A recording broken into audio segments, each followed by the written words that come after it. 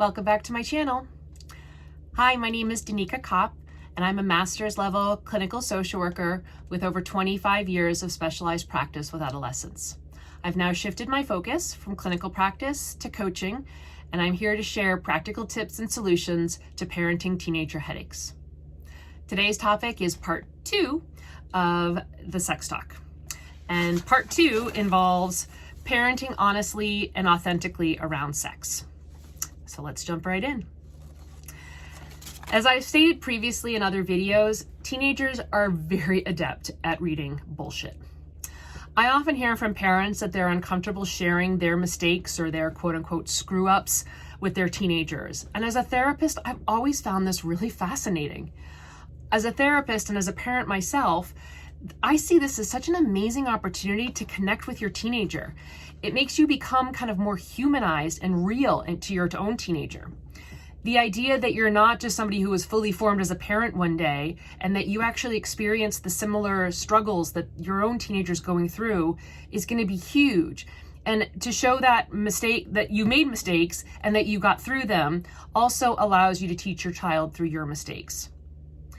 When parents can tell a story about how they ended up in the situation and the thought process that they had at the time, the outcome, what you now as a parent learned at the time, and how that experience has shaped you and your future choices, that is a huge opportunity for growth and connection with your teenager. So for example, if you are someone who experimented with substance use, go back to your headspace at that time and use that experience to help educate your teenager about why you absolutely don't want them to experiment. I can't stress this enough, how when you share with them your mistakes and learning experiences, you become so much more authentic in your child's eyes, and you open yourself up as more of an expert at navigating adolescence rather than just the adult who's preaching to them. So think back to your own high school years. How did you react when your parents preached to you? Did you just shut down and hear blah, blah, blah, blah, blah? When they shared their experiences, weren't you so much more interested in wanting to learn how they kind of navigated situations? And that made them more human to you as a person who experienced difficulties.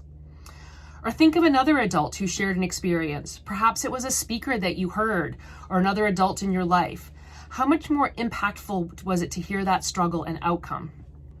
I recognize that as an adult and parent, we most likely do not want our children to have sex outside of marriage or a committed relationship. But I want you to think back. Did you actually wait for marriage? If you didn't, think of the age that you were and what would have made a difference for you to have not had sex at that time. What words would have created more questions for you? What did your parents say or what did they not say that helped or encouraged you to wait or to engage in sexual activity? If you did not have sex before marriage, what was it that helped you to wait? I'm actually personally very interested in hearing from parents who did wait, to hear how that was communicated to you that gave you the power to kind of hold out on that until you were married. Remember that today our children are exposed to more sexual content than ever before. Between the media, which, with cable TV, back when I was growing up, we had like 5 channels total, and TV turned off after midnight, and there were certainly things that were absolutely not allowed on television. And so I wasn't exposed to any of that. And my parents had a lot of control over what TV shows I did watch and I didn't. And now we as parents, we don't. Between the internet and all the different streaming channels, the YouTube, children have so much access. And they can see pornography so much easier. So it's so much harder to shelter our children from images, the words and songs and videos of sexual activity that exist out there. So my professional advice is to get in touch with your own insecurities and recognize your child is going to learn about sex. The question is, what message are they going to receive? Who is that teacher going to be? And will it encompass the values and expectations that you as a parent who loves and adores them wants them to have? It's totally okay to say to your child, this is really hard to talk about, but it's still a conversation that you need to have. And together, you and I, we're going to tackle this.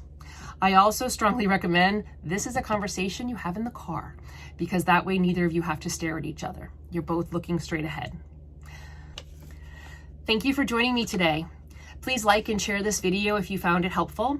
Leave a comment below with any future topics you'd like me to cover related parenting teenagers. Good luck out there, parents.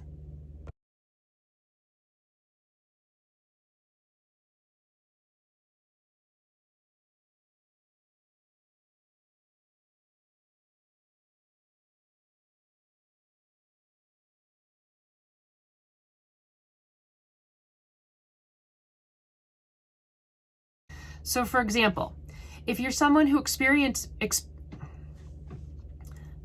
when your parents shared their experiences, weren't you so much more engaged in learning about them as a people and how they navigated